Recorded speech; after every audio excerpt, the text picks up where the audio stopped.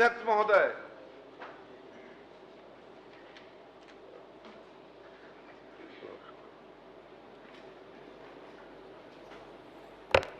माननीय अध्यक्ष महोदय, सफेद ड्रेस पहन के आने के लिए बोले थे नेता प्रतिपक्ष जी, बाल को भी आज सफेद करवा लिए हैं लगता। आप सब लोगों ने निर्णय लिया था कि आज सफेद ड्रेस में आना है, तो नेता प्रतिपक्ष तो सब पालन करता है। नहीं, मेरे को लगा आप कलर्ड हैं, आप कलर्ड हैं, आप कलर्ड हैं। मेरे को लग रहा है बाल भी सफेद करवा, बाल भी सफेद करवा के आया हुआ। प्रश्नकाल डॉक्टर चरणदास महंत जी। सर, आपकी कृपा से मैं कृतज्ञ हूं। आखिर वो घड़ी आ गई कर रहे थे। माननीय राजस्व मंत्री जी बहुत प्रसन्न हैं। सर,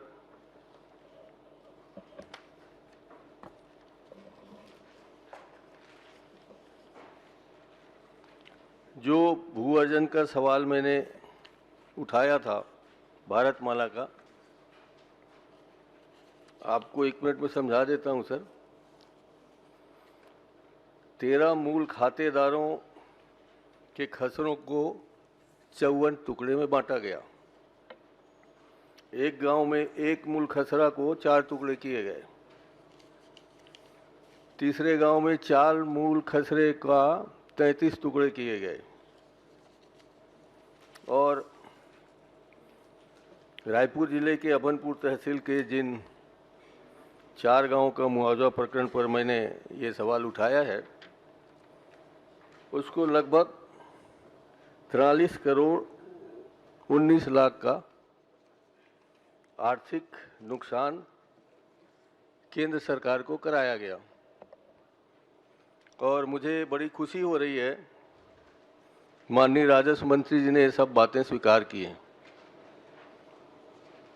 मैं चाहता हूं सर, केंद्र का पैसा है, राज्य का भी कुछ हिस्सा हो सकता है। अगर इसको हिसाब लगाएं तो पूरे जो भारतमाला के सड़क बन रहे हैं, उसमें लगभग, जो अभी जांच में तो मैंने 4 ही गांवों का पूछा था, अगर बाकी को देखेंगे तो 350 करोड़ से भी ज़्यादा अतिरिक्त भुगतान किया है, जिसे राजस्व मंत्री जी ने स्वीकार किया है, जिसके बारे में शायद 2 अधिकारियों को सस्पेंड कर दिया गया है। तो ये बहुत बड़ा प्रश्न है सर, केंद्र सरकार से संबंधित है। हमारे बहुत सारे इसमें बड़े बड़े अधिकारी शामिल हैं। मुझे कहने में कोई संकोच नहीं है कि दोनों तीनों दल जितने भी हो सकते हैं उसके नेता भी शामिल हो सकते हैं। बहुत बड़ी बात है सर। तो मैं आपसे सिर्फ निवेदन करता हूं कि इसको आप सीबीआई से जांच करा दीजिए। यहाँ बहुत सारे जांच चल ही रहे हैं, ईडी के जांच चल रहे हैं, सीबीआई की जांच चल रहे हैं और कई जांच चल रही है। तो इस भारतमाला प्रकरण को आप सीबीआई से जांच कराने की कृपा करें। मैं माननीय मंत्री जी से अनुरोध करूंगा और माननीय मुख्यमंत्री जी से अनुरोध करूंगा।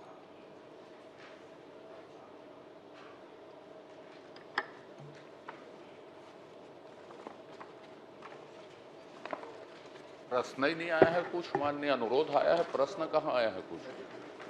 अनुरोध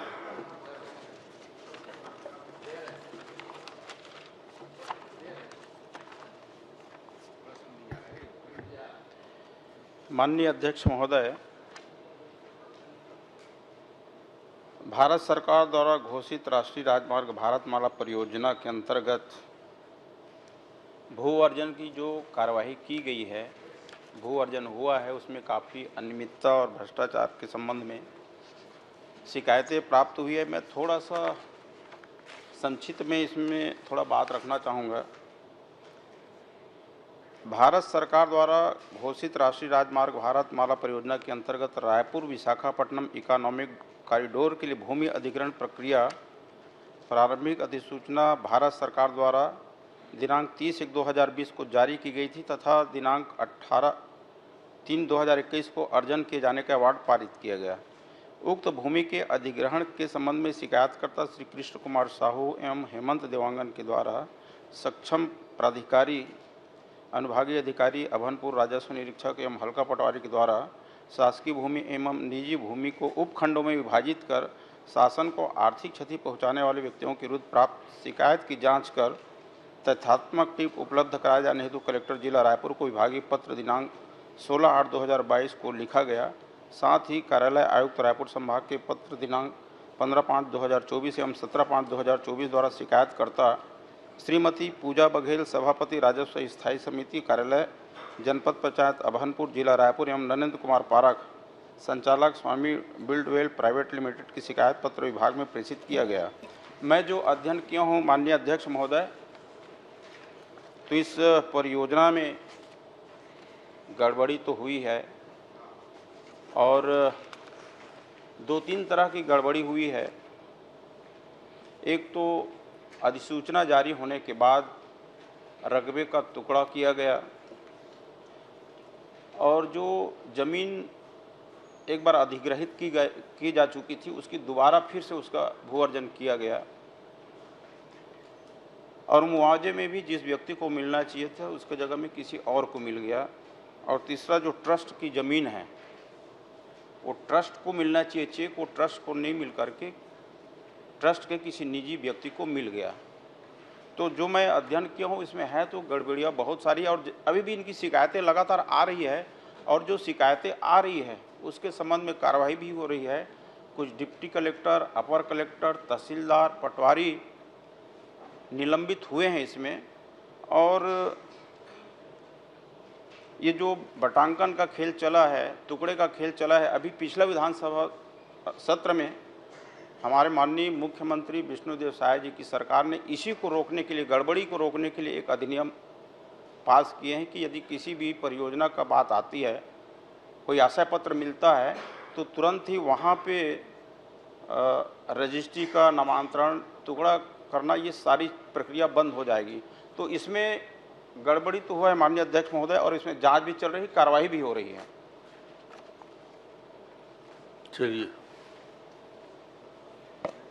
चलिए आपने खड़े होकर स्वीकार किया, उसके लिए धन्यवाद आपको। ये अभी जो 43 करोड़ 19 लाख का अतिरिक्त भुगतान जो हुआ है सर 6 गांव में, वो पूरे दुख की बात यह है कि प्रकाशन होने के बाद इसका बंटवारा हुआ। बिना प्रकाशन के और कितना हुआ होगा मैंने बता दिया कि लगभग 350 करोड़ है। आपने कुछ अधिकारियों को सस्पेंड किया है।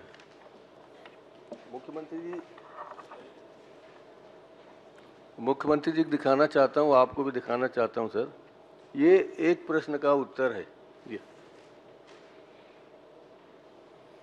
जब इतनी गड़बड़ी को स्वीकार कर रहे हैं तो मैं सिर्फ 2 ही मांग रख रहा हूँ सर कि जिन जिन अधिकारियों ने ऐसा गड़बड़ किया है जो मिल रहे हैं सौभाग्य से, उनके खिलाफ FIR दर्ज करके इनको जेल रवाना कर दें। और दूसरा मेरा मांग अभी भी है कि प्रकरण छोटा मोटा नहीं सर, भारत सरकार का मामला है, भारतमाला का मामला है, आपके पुराने, हमारे पुराने प्रधानमंत्री जी के सपने हैं, अभी विष्णुदेव साय जी के सपने हैं। तो इसके लिए आप CBI से जांच कराना स्वीकार कर लीजिए, जांच भी हो जाएगा, आने वाले लोग सतर्क हो जाएंगे और ये नामांतरण का और बंटवारे का काम बंद हो जाएगा। तो मेरा आपसे यही निवेदन है, मुख्यमंत्री जी हैं सौभाग्य से, CBI की जांच वो स्वीकार कर लें, मैं आपसे अनुरोध करता हूँ। बोलिए मंत्री जी। माननीय अध्यक्ष महोदय, जैसे जैसे शिकायतें प्राप्त हो रही है उन पे हम कार्रवाई कर रहे हैं और इस गड़बड़ी को रोकने के लिए हमारे माननीय मुख्यमंत्री जी ने, हमारी सरकार ने पिछले विधानसभा सत्र में विधेयक पारित किए हैं और जो भी इसमें दोषी पाए जाएंगे अधिकारी, उन पे कार्रवाई होगी। और आप देख रहे हैं बड़े बड़े अधिकारी को निलंबित किया जा रहा है और जितने प्रकरण आएंगे, जितनी शिकायत आएंगी, उसकी सूक्ष्मता से जांच करवाएंगे। मैं तो कह रहा हूँ निलंबन के बजाय इनके विरुद्ध FIR दर्ज किया जाए। इसमें दिक्कत किस बात की है? हम भी सर राजनीति में 45 साल से हैं, आप भी हैं सर, मुख्यमंत्री जी भी हैं और सभी हमारे मंत्रीगण, पूर्व मंत्रीगण सब जानते हैं।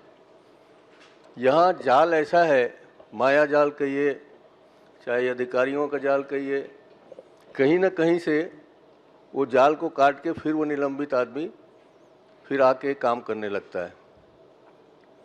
आप लोग अभी अभी कई प्रकरणों में देखे होंगे, सस्पेंड हो गया, फिर बहाल हो गया, फिर आने के बाद वही कुतर रहा है पुराने हमारे शरीर को, ज़मीन को, कपड़ों को तार तार करके चला जा रहा है।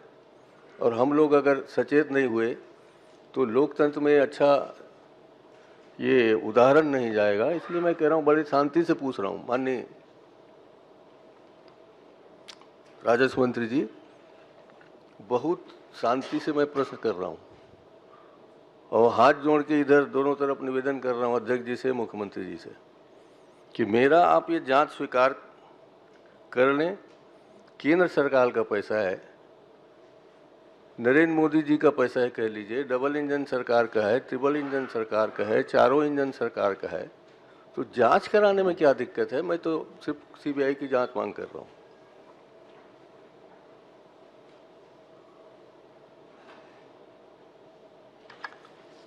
माननीय अध्यक्ष महोदय, जितने भी तरह के शिकायतें इसमें प्राप्त हो रही है, चाहे वो दोबारा भूअर्जन की बात हो, चाहे खसरे को टुकड़े करने की बात हो, चाहे ट्रस्ट की ज़मीन ट्रस्ट के एक सदस्य को देने की बात हो, जितने भी विषय आ रहे हैं, शिकायत आ रही है, उसको गंभीरतापूर्वक उसका जांच कर रहे हैं, कार्रवाई कर रहे हैं। और मैं विश्वास दिलाना चाहता हूं कि इसका सूक्ष्मता से, गहराई से, कमिश्नर से इनका हम जांच कराएंगे और किसी को, दोषी व्यक्ति को छोड़ेंगे नहीं। मेरा सवाल आपसे था अध्यक्ष महोदय और माननीय मुख्यमंत्री जी था। मुझे पता है कि सीबीआई का निर्णय मुख्यमंत्री ही लेंगे, आप शायद नहीं ले पाएंगे, तो मैं उनसे निवेदन करता हूं कि वो इस प्रकरण की जांच सीबीआई को सौंपें। ये मेरा निवेदन है, बता दें मुख्यमंत्री जी तो बेहतर होगा।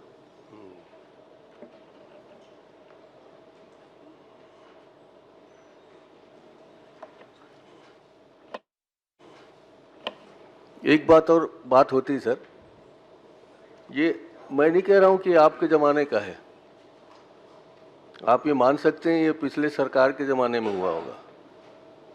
जब मैं खड़े होकर पिछले सरकार की जांच की बात कर रहा हूं, उस समय की घपले की बात कर रहा हूं, तब भी आप तैयार नहीं होंगे। आपका होता तो एक बार बचा लेते। ये तो कब से चल रहा है, थोड़ा गंभीरता सोचिए और मंत्री जी आप ही सिफारिश करिए कि सीबीआई की जांच हो।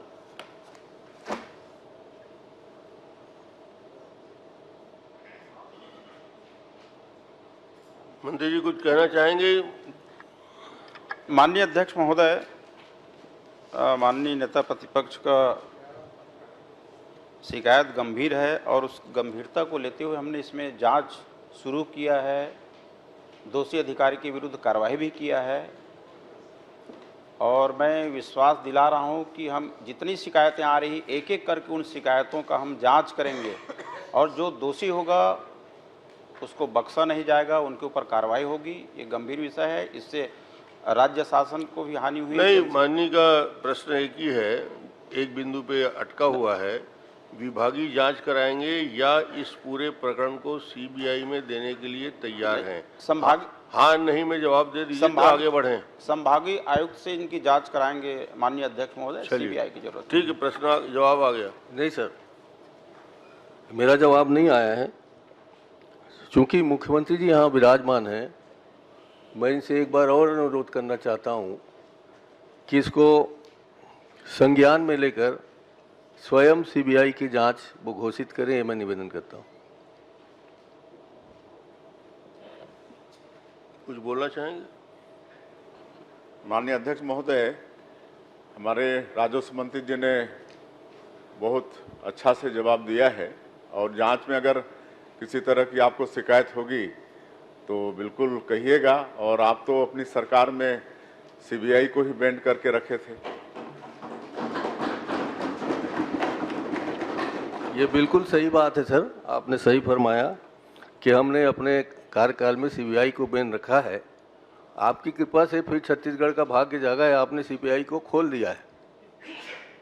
तो आपको पुरानी बात हमें याद नहीं रखनी चाहिए। मैं राज्य सरकार की एजेंसी जांच कर रहे हैं सर, और हम इस जांच से बिल्कुल संतुष्ट नहीं हैं। हमें पूरा विश्वास है कुछ दिन बाद वो निलंबित हो जाएगा।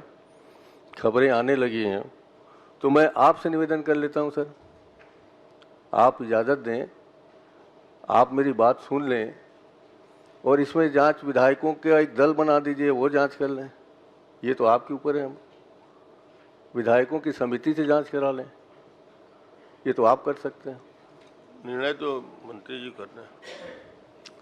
मेरे ख्याल से आप सक्षम हैं कि आप निर्णय खुद ही कर सकते हैं। विधायकों की समिति बना के जांच करने के लिए आप सहमत हैं क्या? माननीय नेता प्रतिपक्ष का प्रश्न है, सीबीआई नहीं कराना चाहे तो विधायकों की समिति से करा सकते हैं क्या? माननीय अध्यक्ष महोदय, इस प्रकरण की जांच के लिए हमारे संभागीय आयुक्त जो है पर्याप्त है, उनके माध्यम से हम जांच कराएंगे। चलिए, देखिए अध्यक्ष महोदय, इसकी जांच कई बार हुई है। संभागीय आयुक्त के नीचे तक के अधिकारी लोग इसमें इन्वॉल्व हैं। मैं कोई नाम वाम नहीं लेना चाहता, मैं ये भी नहीं कहना चाहता है कि इसमें आईएएस के ऑफिसर इन्वॉल्व हैं। मैं इसलिए कह रहा हूँ कि आपसे निवेदन कर रहा हूँ, बार बार कर रहा हूँ कि आप अपनी ओर से स्वयं सक्षम हैं, इसको विधायक के माध्यम से जांच करा लीजिए। इसमें पूरे छत्तीसगढ़ का भला होगा, केंद्र सरकार का भला होगा, और आने वाले दिनों में एक आप लोग जो सुशासन की बात कर रहे हैं, सुशासन के दिशा में कदम होगा।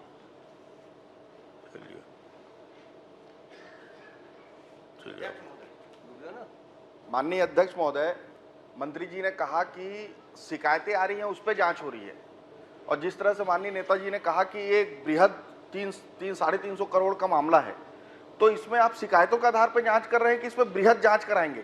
किस तरह का जांच कर रहे हैं आप लोग?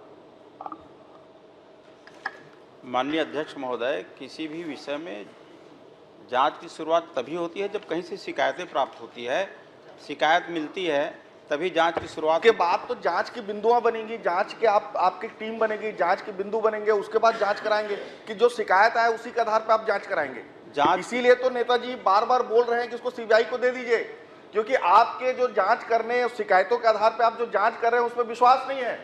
माननीय अध्यक्ष, इसीलिए वो चाह रहे हैं कि आप इसको सीबीआई को दे दें। आप लोग इतना बड़ा मामला है अध्यक्ष महोदय, इतना बड़ा मामला है, 300 करोड़ का मामला है। आप लोग भी एक नीति स्पष्ट कर लीजिए।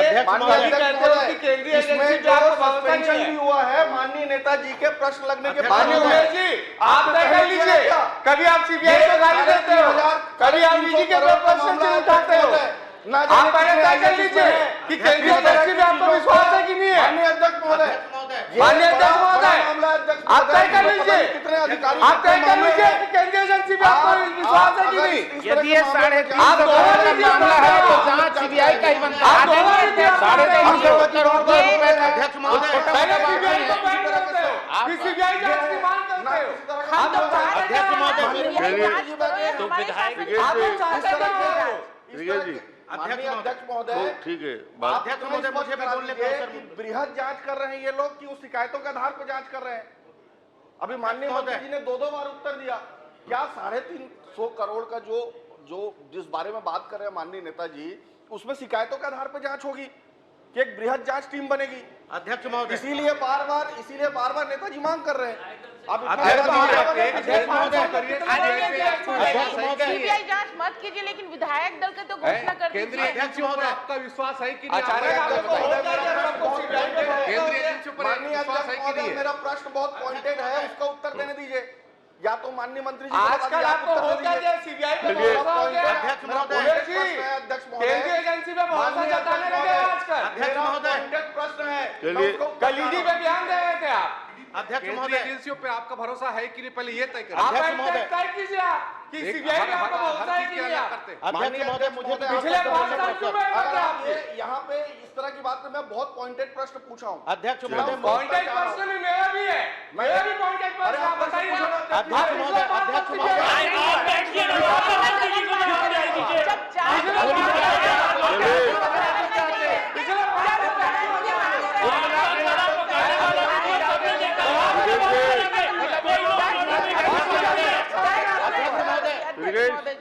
बैठिए आप।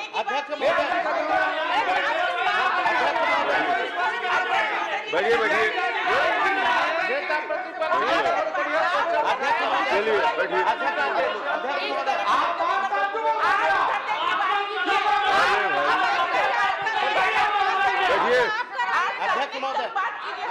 चलिए बोलिए। ठीक है, आप बैठिए प्रश्न। हाँ चलिए बोलिए, उसका उत्तर तो दवा दीजिए चलिए। कि वो जांच किस तरह से कर रहे हैं, शिकायतों के आधार पर जांच कर रहे हैं। राज्य शासन पे भरोसा किया। आप माननीय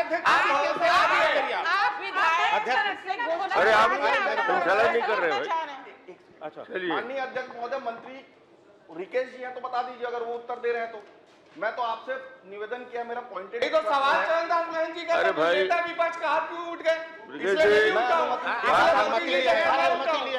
बार बार आपको उठने की जरूरत नहीं है। इस तरह से मत बोलिए। मैं अनुमति का आप लोग को तय करना पड़ेगा ना, केंद्रीय एजेंसियों पर विश्वास है कि नहीं आपको? अरे अब आपको नहीं चलाना है विधानसभा को। माननीय आप अध्यक्ष महोदय, बैठिए, मैं आपकी अनुमति से चलिए बोलिए। मेरा पॉइंटेड प्रश्न है अध्यक्ष चलिए। महोदय कि वो जांच किस तरह से कर रहे हैं।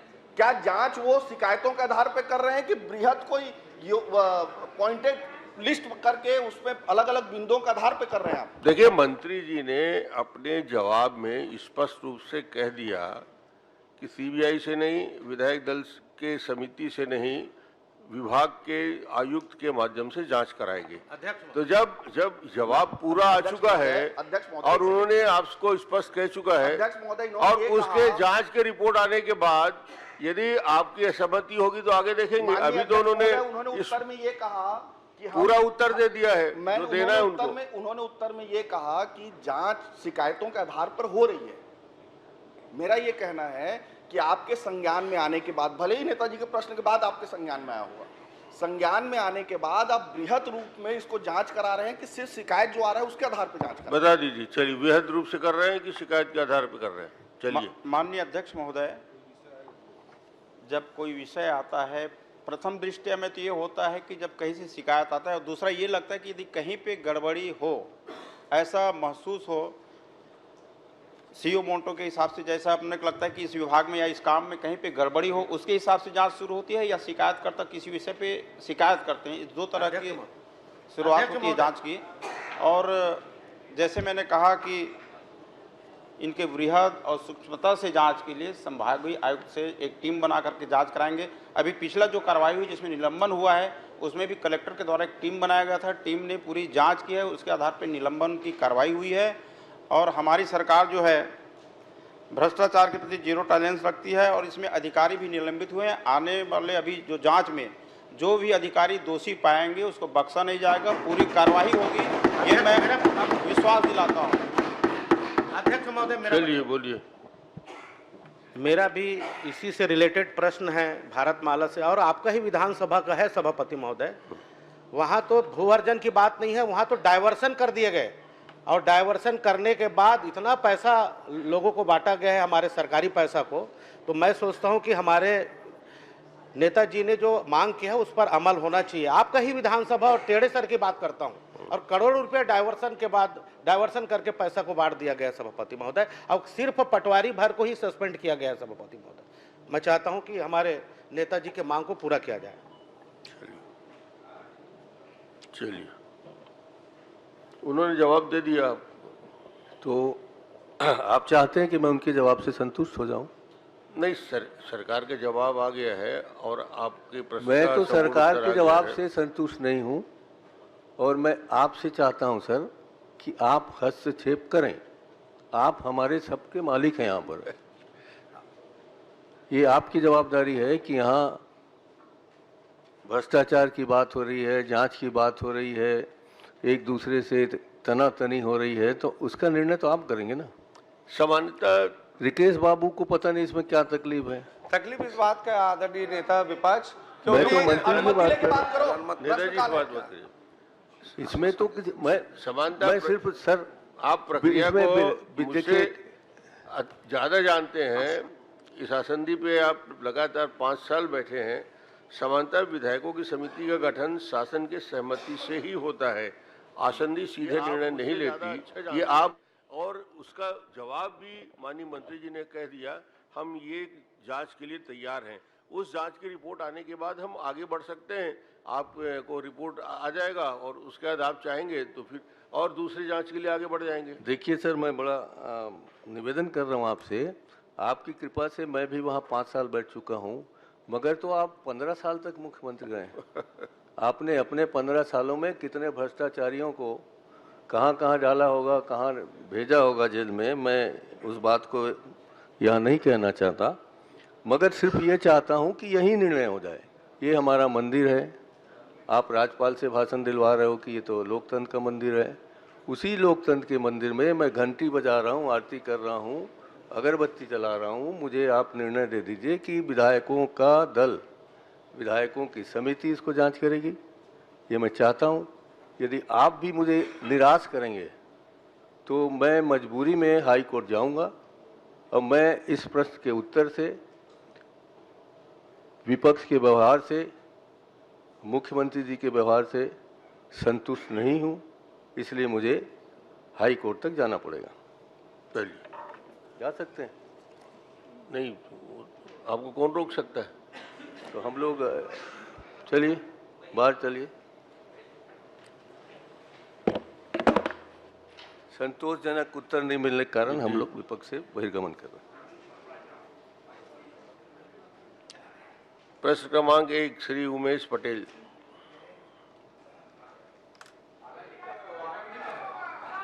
आ गया बाहर से आ गया। माननीय अध्यक्ष महोदय, विधानसभा में हमने देखा है कि कई बार मंत्री, और इसी सत्र में और इससे पहले के सत्र में, मंत्रियों के जवाब में विरोधाभास है। अध्यक्ष महोदय, कभी वो लिखित में कुछ और उत्तर दे रहे हैं, उत्तर देते समय कुछ और उत्तर दे रहे हैं, एक विभाग कोई और उत्तर दे रहा है, दूसरा विभाग कोई और उत्तर दे रहा है। माननीय अध्यक्ष महोदय, आज के मेरे उत्तर में माननीय मंत्री जी ने कहा कि 23 प्रकरण लंबित हैं, और ध्यानाकर्षण का उत्तर आया अध्यक्ष महोदय, जिसमें 47 प्रकरण लंबित है बताया गया है मंत्री महोदय। अब मैं माननीय मंत्री जी से जानना चाहूंगा कि दोनों में से कौन सा उत्तर सही है।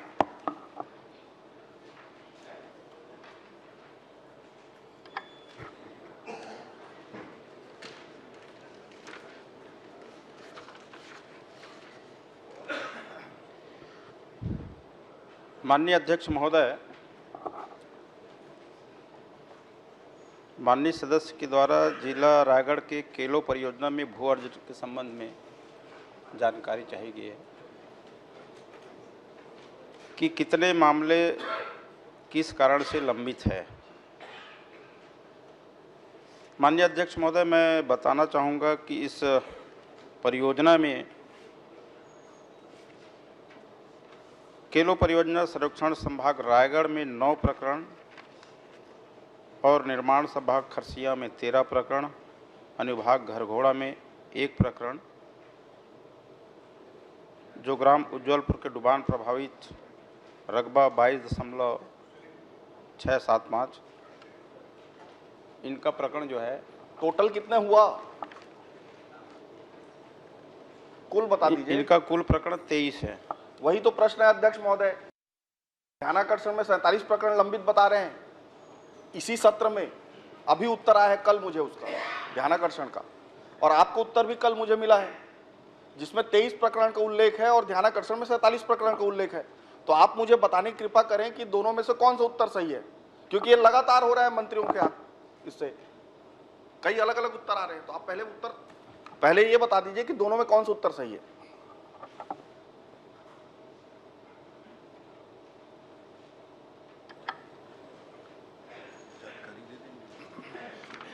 माननीय अध्यक्ष महोदय, जो जानकारी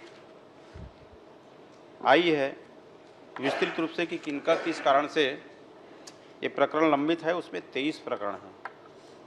तो आप कह रहे हैं कि ध्यानाकर्षण में गलत उत्तर दिया गया है। हो सकता है कुछ और बिंदु रहे उसमें, उसको मैं एक बार दिखाता हूँ। हो सकता है उसमें छूटे हुए कुछ और लोगों का नाम उसमें आया होगा। तो यही बता दीजिए कि उत्तर सही कौन सा है, 47 की 23। अभी उत्तर तो क्योंकि सही दोनों का समय देखिए, ये मुझे 9-3 को मिला है ध्यानाकर्षण का उत्तर। चर्चा तो उमेश जी जो प्रश्न लगा है उसी के आधार पर होगी। तो उसी के आधार पे हो रहा है। ध्यानाकर्षण कालातीत है। नहीं, इसी पे आधार हो रहा है। आप प्रश्न नहीं देख पाए अजय जी, पहले देख लीजिए। उसमें मैंने स्पष्ट पूछा है कितने प्रकरण प्रक्रियाधीन है। माननीय अध्यक्ष महोदय, कल माननीय अजय जी सवाल कर रहे थे, तो जो सरकार जो रिपोर्ट देती है वार्षिक प्रतिवेदन, उसका उल्लेख करते हुए प्रश्न आप खुद कर रहे थे, है ना? प्रश्न के आधार पे नहीं कर रहे थे कि ये सही है वो सही है, इन्होंने कर दिया गलत। आखिरी में मैंने प्रश्न के आधार पर ही प्रश्न किया था। आपने दूध भात करके छोड़ दिया था, अलग बात है। दूध भात नहीं किया। माननीय अध्यक्ष महोदय, जो हाथ में दस्तावेज है वो माना जाएगा, वो ध्यानाकर्षण कालातीत है। माननीय अध्यक्ष महोदय, मैं आपसे चाहता हूं आप कृपया मेरे प्रश्न और उत्तर को एक बार देख ले। इसमें उन्होंने उत्तर दिया है अपने उत्तर में कि टोटल 23 प्रकरण लंबित है, इसमें उत्तर में आया है अध्यक्ष महोदय। और जो मेरे पास ध्यानाकर्षण के जरिए जानकारी आया है उसमें 47 है, इसी विधानसभा के मंत्रियों से ही आया है ये। तो मैं जानना चाहता हूं कि दोनों में से कौन सा उत्तर सही है, ताकि मैं आगे प्रश्न उस हिसाब से कर सकूं। अगर 23 है तो 23 के हिसाब से प्रश्न करूंगा, 47 और 47 के हिसाब से प्रश्न करूंगा। और ये व्यवहार लगातार है अध्यक्ष महोदय। मंत्री जी लिखित में कुछ और देते हैं, उत्तर कुछ और देते हैं, ये कई बार हो रहा है। या तो आप मुझे बता दें कि कौन से उत्तर को लेकर मैं आगे का प्रश्न बनाऊं। माननीय अध्यक्ष महोदय, माननीय सदस्य जो बता रहे हैं कि 47 उसमें जानकारी आई है, हो सकता है उसमें कुछ बिंदु और छूटा हो, किसी कारण से वो बढ़ा हो। एक बार मैं इसका जांच करा लेता हूं। पर अभी जो हमने उत्तर पुस्तिका में जो दिया है 23 प्रकरण, ठीक है, चलिए मैं अब 23 के आधार पे जो मंत्री जी ने जवाब दिया है उसी पे आप आगे बढ़े। ठीक है, मैं 23 के आधार पे कर रहा हूँ। माननीय अध्यक्ष महोदय, ये लगातार व्यवहार हो रहा है। माननीय अध्यक्ष महोदय, मैं ये जानना चाहता हूं कि केलो परियोजना आज के दिनांक तक कितना प्रतिशत पूर्ण हो चुका है? माननीय अध्यक्ष महोदय, केलो परियोजना लगभग 80% कार्य जो है पूर्ण हो गया है। माननीय अध्यक्ष महोदय, इन्होंने कहा कि केलो परियोजना 80% पूर्ण हो चुका है।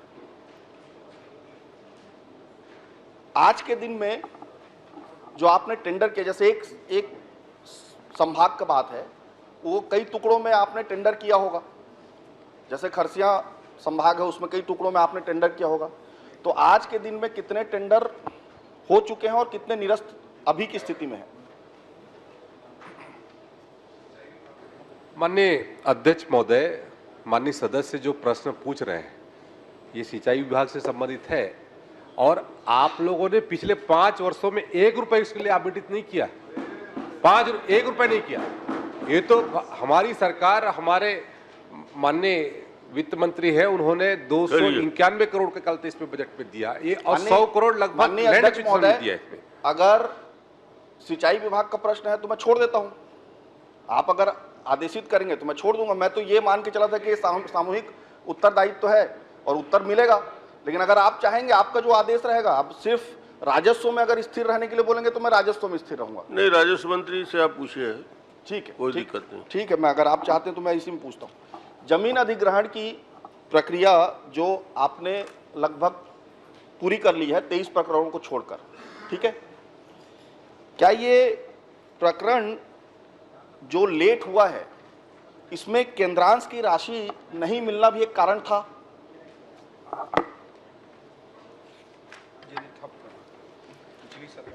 माननीय अध्यक्ष महोदय, ये केलो परियोजना जो है बहुत पुरानी परियोजना है, 2008-9 की परियोजना है। और इसमें ये बहुत बड़ा प्रोजेक्ट है माननीय अध्यक्ष महोदय। करीब 22,000 हेक्टेयर भूमि पे सिंचाई होना है, और इसमें कुछ इंडस्ट्रीज़ है, उनको भी पानी देना है। और इस परियोजना में जो 23 प्रकरण लंबित हैं, उन लंबित होने के अलग अलग कारण है। ये भू अर्जन की जो उनकी राशि थी उनसे संतुष्ट नहीं हुए, ये लोग हाई कोर्ट गए थे हाई कोर्ट के बाद नहीं, मैं सिंपल सा प्रश्न है, केंद्रांश की राशि है या नहीं है? नहीं है तो नहीं है बोल दीजिए, फिर उस हिसाब से मैं दस्तावेज प्रस्तुत करूंगा।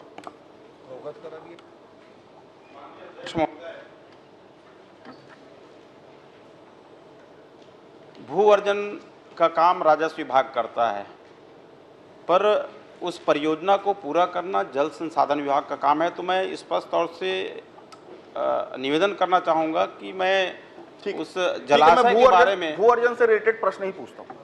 क्या आपके संज्ञान में ऐसा कुछ बात आया कि जो केलो परियोजना के लिए भू अधिग्रहित जमीन थी उसको किसी इंडस्ट्री के नाम पे ट्रांसफर कर दिया गया? क्या आपके पास ऐसे कोई शिकायत या आपके संज्ञान में आया?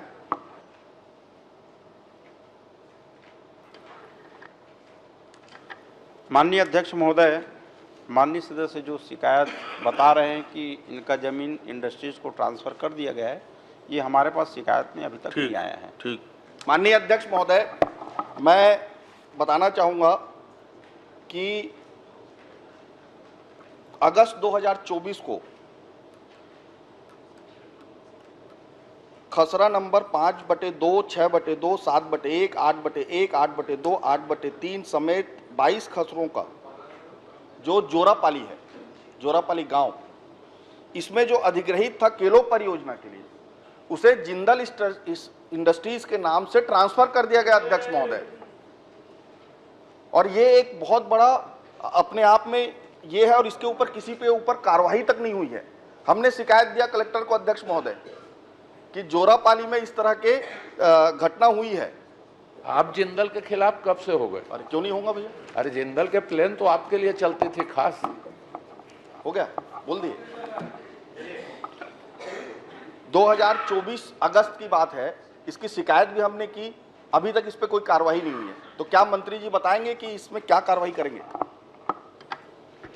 माननीय अध्यक्ष महोदय, माननीय सदस्य उमेश पटेल जी जो शिकायत कर रहे हैं कि जलाशय की भूमि जिंदल इंडस्ट्रीज को ट्रांसफ़र कर दिया गया है, ये शिकायत मुझको दे, मैं निश्चित रूप से मैं विश्वास दिलाता हूँ कि इसमें मैं कार्रवाई करूँगा।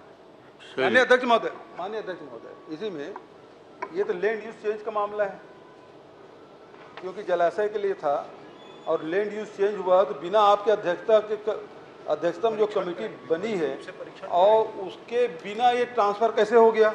और आप कहते हैं इसकी जानकारी नहीं है। ये इतना बड़ा है फिर कैसे हो गया? क्योंकि लैंड यूज चेंज करना है, यदि या तो ओपीजी आप ही दे दो उत्तर। लैंड यूज चेंज करना है, यदि उद्योग विभाग को देना है तो बिना आपके अनुमति, मंत्रालय में आए बिना, राजस्व मंत्री का अध्यक्षता में जो कमेटी बनी है उसके अनुमोदन के बिना कोई भी भूखंड उसमें लैंड यूज चेंज नहीं हो सकता।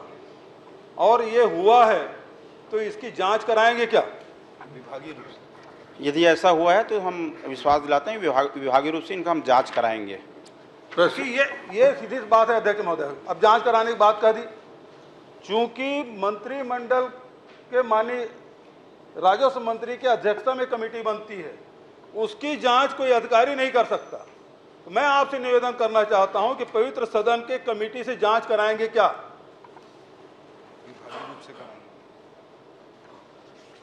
माननीय अध्यक्ष महोदय, ये शिकायत जो बता रहे हैं माननीय उमेश पटेल जी, उसका हम विभागीय रूप से अपना जांच कराएंगे। माननीय अध्यक्ष महोदय, बहुत गंभीर मामला है, जमीन का मामला है और जमीन में अफरा तफरी हो रहा है, अधिकारी स्तर पे मिली भगत करके इस प्रकार से कर रहे हैं। तो आपसे निवेदन है, आप जांच कराने के लिए तैयार हैं, लेकिन आपके जांच कोई विभाग का अधिकारी कैसे करेगा? आपकी जांच कर सकते कोई विभाग का अधिकारी? इसीलिए मैं कह रहा हूं कि इतना बड़ा लैंड स्कैम हो गया, जलाशय की भूमि को उद्योगपति को दे दिया गया और आपको पता तक नहीं, आपके नाक के नीचे सब कुछ हो गया। तो आपसे आग्रह है, इससे सदन की कमेटी से जांच कराएं।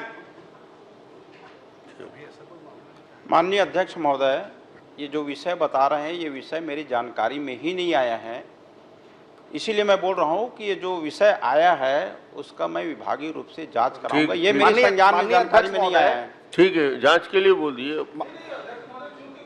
ये मंत्रिमंडलीय जो उप समिति है उसके बिना चेंज हो ही नहीं सकता अध्यक्ष महोदय, पॉसिबल ही नहीं है। मड़वा कांड हुआ, उसके बाद और मड़वा ताल का हुआ, उसके बाद से तय हुआ मध्य प्रदेश के समय से जब भी जमीन के इस प्रकार से लैंड यूज चेंज होगा मंत्रिमंडल उप समिति से होगा। मैं भी राजस्व मंत्री रहा हूं, इसलिए मुझे मालूम है। और इसलिए चूंकि ये जमीन आप खुद कह रहे हैं, खसरा नंबर बता रहे हैं, तो ये समिति से, विधानसभा समिति से जांच कराने की घोषणा करें मंत्री जी। आपकी जानकारी में नहीं है, आपकी कोई संलिप्तता नहीं है, लेकिन ये चूंकि आपके विभाग में हुआ है इसलिए सदन की कमेटी से जांच होना चाहिए।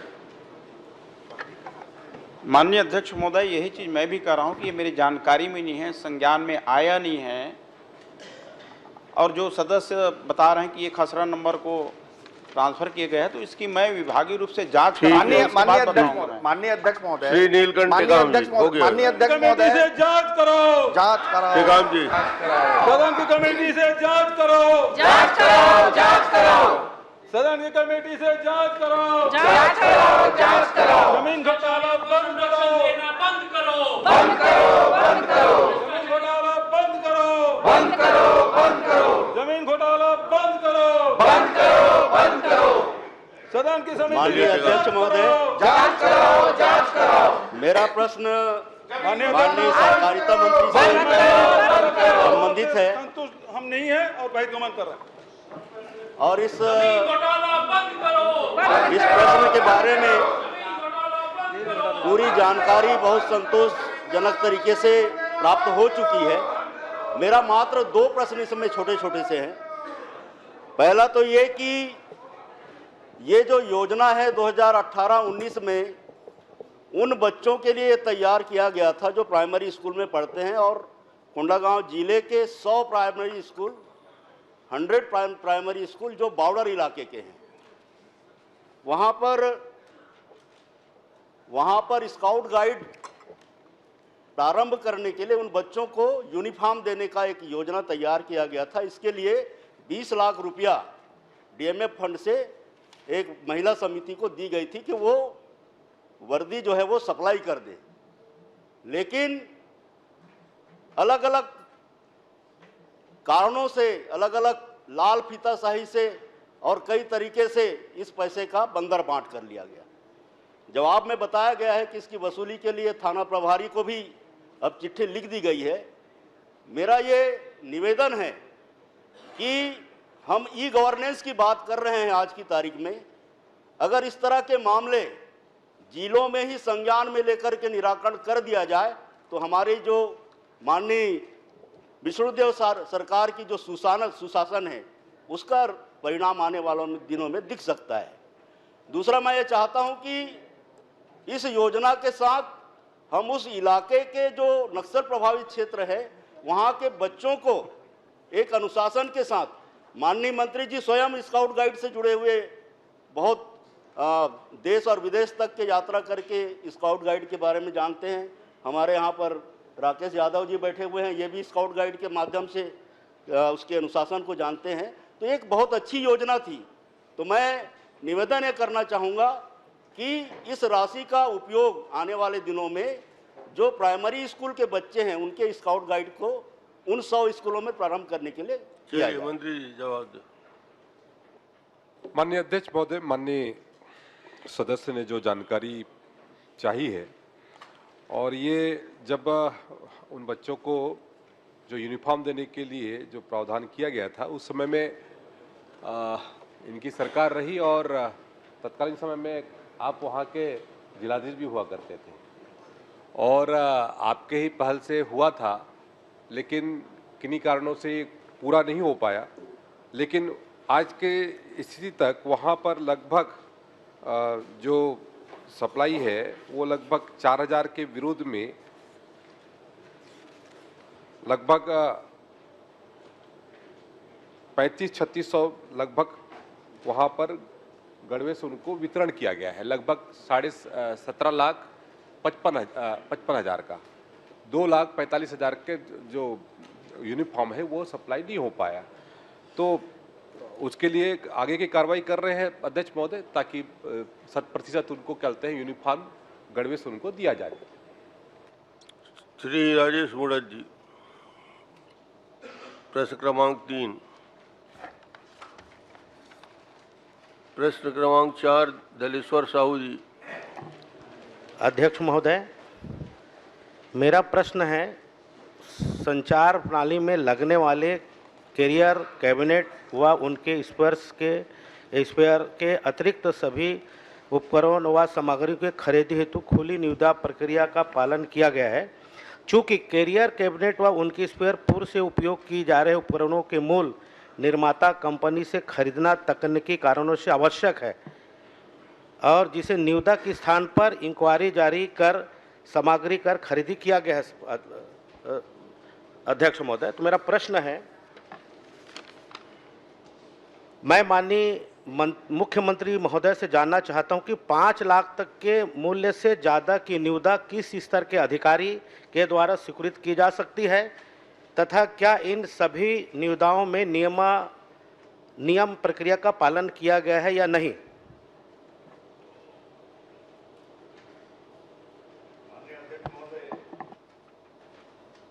माननीय सदस्य ने जो प्रश्न किया था उसका विस्तार से जवाब दिए हैं। इसमें एक तो कैरियर कैबिनेट, इसकी खरीदी उसी कंपनी से होता है जिस कंपनी का पुर्जा लगा रहता है, और सीटीपीटी ट्रांसफार्मर ये बीएचईएल से खरीदते हैं चूँकि ये भारत सरकार का उपक्रम है। और 5 लाख से ऊपर के सामान के क्रय के विषय में उन्होंने कहा है, इसमें पूरी प्रक्रिया विभाग की तरफ से पालन किया जाता है और इसमें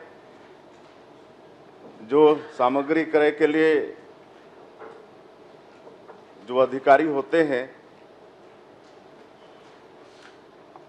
कार्यपालन अभियंता, ये प्रति आदेश राशि ये 20,000 तक के लिए कार्यपालन अभियंता सक्षम होते हैं और अधीक्षण अभियंता 50,000 तक की राशि की खरीदी के लिए, मुख्य अभियंता या कार्यपालक निदेशक ये 3 लाख तक की खरीदी के लिए, मुख्य अभियंता भंडार एवं क्रय ये 10 लाख तक की खरीदी के लिए और मुख्य अभियंता भंडार एवं क्रय सिविल कार्यपालक निदेशक जीएम वित्त के सलाह के साथ ये 50 लाख तक की खरीदी और प्रबंध निदेशक डायरेक्टर फाइनेंस के सहमति के साथ 2 करोड़, चेयरमैन एमडी व डायरेक्टर फाइनेंस के सहमति के साथ 2 करोड़ से अधिक निविदा में न्यूनतम दर के आधार पर, और बोर्ड ऑफ डायरेक्टर ये लोग फुल सक्षम हैं निविदा में न्यूनतम के अलावा एकल निविदा में 2 करोड़ से अधिक की खरीदी के लोग सक्षम हैं। मेरा प्रश्न था कि इंक्वायरी जारी कर सामग्री की खरीदी किया जाता है, तो क्या भंडार क्रय नियम इसकी अनुमति देता है?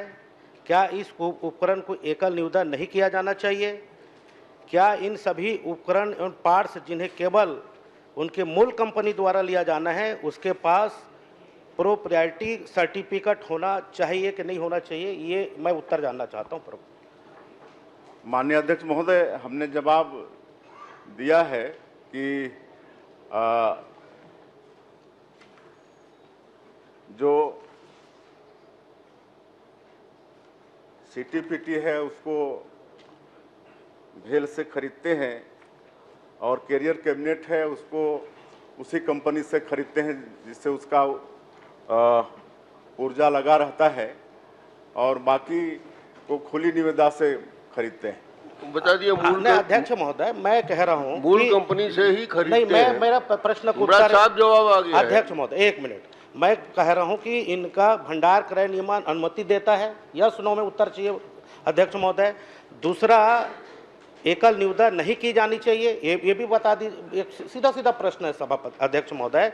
और दूसरा, उसी कंपनी का हमको खरीदना है तो वो प्री सर्टिफिकेट की जरूरत है कि नहीं है? मैं इतना तो चाह रहा हूँ कि माननीय अध्यक्ष महोदय, बिजली कंपनियों पर शासन के भंडार करे नियम लागू नहीं होते हैं, उनके अपने नियम कायदे होते हैं। चलिए अध्यक्ष अब अगले महोदय, प्रश्न, मैं अगले प्रश्न करता ये हूं। प्रश्न आगे बढ़ जाइए अब। मुझे इस बात का संज्ञान है, इस नियम की अवहेलना हुई है, ना केवल निविदा की गई है, ना प्री प्रायोरिटी सर्टिफिकेट लिया गया है, भंडार क्रय नियम का पालन नहीं किया गया है, सीधे क्रय कर लिया गया है, जो गंभीर अनियमितता के श्रेणी में आता है। अतः अनिवार्य रूप से जांच होनी चाहिए। अध्यक्ष महोदय, जब मुख्यमंत्री जैसे आदमी आप जवाब दे रहे हैं और मैं इतना तकनीकी दृष्टिकोण से मैं उनका आपको कह रहा हूं, तो इसका जांच होना चाहिए। जवाब स्पष्ट आ गया है अध्यक्ष महोदय, जवाब हमने दे दिया भंडार है क्रय कि नियम बिजली का कंपनियों पालन करना पर आवश्यक नहीं है। इससे ज्यादा और स्पष्ट क्या बोलेंगे? शासन के भंडार क्रय नियम लागू नहीं होते हैं, हमने बस जवाब दिया है। तो ये अध्यक्ष महोदय, ये अब और कोई शंका हो तो और कर लो। प्री प्रायोरिटी का जो सर्टिफिकेट होना भी आवश्यक नहीं है, ये भी बता दीजिएगा आखिरी में। ये भी कह दो तो हम मान जाएंगे अध्यक्ष महोदय। ये सर्टिफिकेट की जरूरत है कि नहीं है, बता दीजिएगा अध्यक्ष। जब आपका उसी कंपनी से खरीद रहे हो तो उसका सर्टिफिकेट होना चाहिए। बिल्कुल, उसका विभाग जानकारी रखता है गुणवत्ता पर। प्रश्न क्रमांक 5 ईश्वर साहू। अध्यक्ष महोदय, मेरा विषय माननीय मुख्यमंत्री जी से है। 17/2020 से 23 तक स्कूलों से भारत स्काउट एवं गाइड हेतु अंशदान राशि की जानकारी बताने की कृपा करेंगे।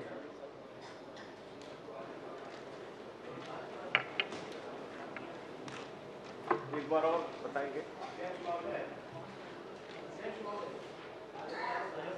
प्रश्न एक बार और करेंगे इस पर।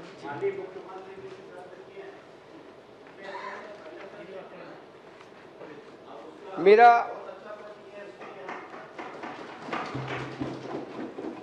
क्या मुख्यमंत्री महोदय जी यह बताने की कृपा करेंगे कि 17/2020 से 23 तक स्कूलों से भारत स्काउट एवं गाइड्स की हेतु अंशदान राशि की जानकारी बताने की कृपा करेंगे।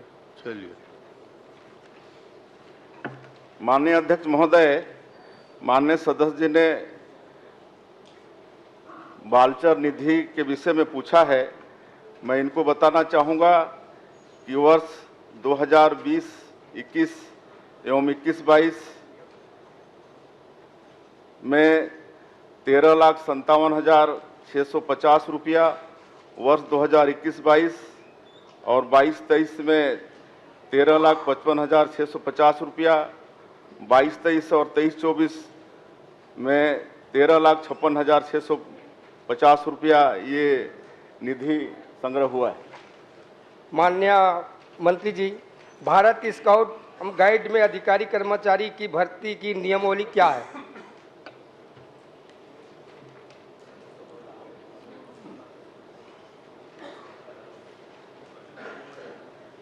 माननीय अध्यक्ष महोदय, भारत स्काउट में 40 पद हैं अपने प्रदेश में, और जो सभी संविदा नियुक्ति से भरे गए हैं और काम चल रहा है। माननीय मंत्री जी, भारत स्काउट एवं गाइड्स का कार्यालय छत्तीसगढ़ में कितने और कहां-कहां है बताने की कृपा करेंगे।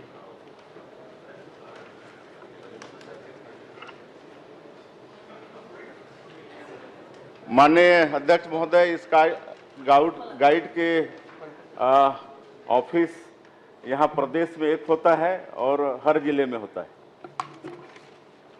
श्री जनक ध्रुव क्रमांक 6।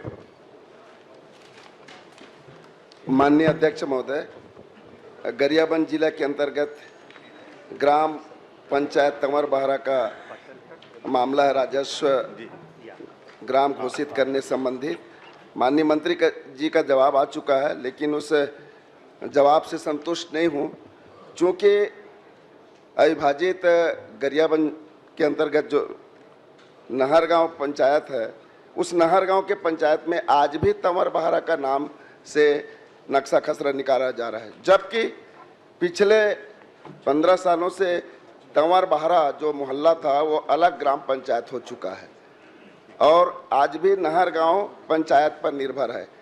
2008 में राजपथ में घोषित होने के बाद भी तंवर बहरा का जो भूया पोर्टल में वहाँ के किसानों को नक्शा आज भी उपलब्ध नहीं हो पा रहा है। माननीय मंत्री जी से आपके माध्यम से जानना चाहूँगा कि कब तक इस प्रकार की कार्यवाही री नंबरिंग का काम कर लिया जाएगा। राजस्व वाले रिकॉर्ड कब तक दुरुस्त कर लिए जाएंगे, आपका प्रश्न यही है मंत्री जी? माननीय अध्यक्ष महोदय, गरियाबंद जिला के नहर गांव का एक पारा मोहल्ला तावर बाहरा, ये अलग राजस्व ग्राम बना है और माननीय सदस्य का ये कहना है कि अभी भी भूया पोर्टल में पुराने ग्राम के ही नाम से आ रहा है। माननीय अध्यक्ष महोदय, इसमें काम चल रहा है, यहाँ का काम लगभग पूर्णता की ओर है, नक्शा ट्रेसिंग का काम हो गया है, री नंबरिंग की भी सूची तैयार कर ली गई है, सर्वे का कार्य जो है अंतिम चरण में है। और माननीय सदस्य को मैं विश्वास दिलाना चाहता हूँ कि ये राजस्व के सारे रिकॉर्ड उस तावर बहरा गांव के नाम से 6 महीने के अंदर पूर्ण हो जाएगा। चलिए महोदय, 2008 का मामला है और इसमें मैं समझता हूँ प्रशासन गंभीर नहीं है, और जिसके कारण से मैनपुर विकासखंड के अंतर्गत 2017-18 में राजपथ में वन ग्राम से राजस्व ग्राम घोषित होने के बाद भी आज तक ताराझर, मटाल, रक्षा पथरा, शुक्ला भाटा, मोती पानी ऐसे कई गांव ऐसे जो वन ग्राम को राजस्व ग्राम में तब्दील होने के बाद भी आज पर्यंत री नंबरिंग नहीं हो पा रहा है। इस पर भी माननीय मंत्री जी से चाहूँगा कि ये कब तक पूरा कर लिया जाएगा। माननीय अध्यक्ष महोदय, हमारी सरकार आने के बाद राजस्व विभाग में बहुत नए तकनीकी का उपयोग किए हैं, चाहे जियो रेफरेंसिंग की बात करें, चाहे ड्रोन सर्वे की बात करें, बटांकन, सीमांकन, इसमें बहुत तेज़ी से काम हो रहे हैं। 2008 का मामला है, हमने तो माननीय सदस्य को इस विधानसभा में आश्वासन दे रहे हैं कि इतना पुराना मामला है, हम इसमें पूरा तेज गति से काम कर रहे हैं और जो पुराने इनके प्रकरण हैं इनको हम 6 महीने के अंदर इनको पूरा कर लेंगे। चलिए, धन्यवाद। प्रश्न क्रमांक 7 डॉक्टर चरणदास मोहन जी। माननीय अध्यक्ष महोदय, मैं आप सभी को याद दिलाना चाहता हूं कि विधानसभा चुनाव के समय भारतीय जनता पार्टी के द्वारा जो संकल्प पत्र जारी किया गया था उसके बिंदु क्रमांक 5 में यह उल्लेख है कि तेंदुपत्ता संग्राहकों को पारिश्रमिक 5500 रुपये के प्रति बोरा मानक के अलावा भी 4500 रुपये तक के बोनस दिया जाएगा। और इसी के संदर्भ में मैंने प्रश्न किया था, क्योंकि इस 450 रुपये प्रति मानक बोरा प्रोत्साहन राशि नहीं, बोनस राशि देने की बात न तो पिछले बजट में आया है न इस बजट में आया है। तो माननीय मंत्री जी बता दें कि आदरणीय नरेंद्र मोदी जी की सरकार पहले इंजन में होने के बावजूद भी दूसरे इंजन वाला उनके आदेशों का पालन क्यों नहीं कर रहा है? अध्यक्ष महोदय, मोदी जी की गारंटी में बहुत सारी योजना रही और उसमें तेंदुपत्ता संग्राहकों के लिए मोदी जी की गारंटी में तेंदुपत्ता संग्राहकों का जो पारिश्रमिक वो है 5,500 रुपये तक का, उसको हमने लागू किया है। और आप अपने बाजू वाले से कभी पूछेगा जिन्होंने क्या कहते हैं तेंदुपत्ता संग्राहकों को, वनवासियों को, आदिवासियों को कैसे तेंदुपत्ता तोड़ने से किस तरीके से उनको रोका जा रहा था, किस तरीके से उन्होंने कोशिश की थी कि कहीं न कहीं से तेंदुपत्ता का पूरा काम ठप हो जाए। देखो समय निकल रहा है, आप मुझे बुलाने की कोशिश मत करिए। पादुका योजना भी जो हमारी सरकार भैया, आप मैं जिसके बारे में पूछ रहा हूँ उसके बारे में 8 नंबर और 9 नंबर अलग अलग मत दे देना। आपने मैंने तो ये पूछा, मैंने पूछा कि आपके प्रधानमंत्री जी का जो 4,500 बोनस देने की बात थी उसको आप समझे हैं कि नहीं समझे हैं? आप पारिश्रमिक की बात कर रहे हो, प्रोत्साहन पारिश्रमिक की बात कर रहे हो, उन्होंने बोनस की बात किया है, उसको आप समझ लीजिए और बताइए मुझे कि प्रश्न गलत है सही है। प्रश्नकाल समाप्त।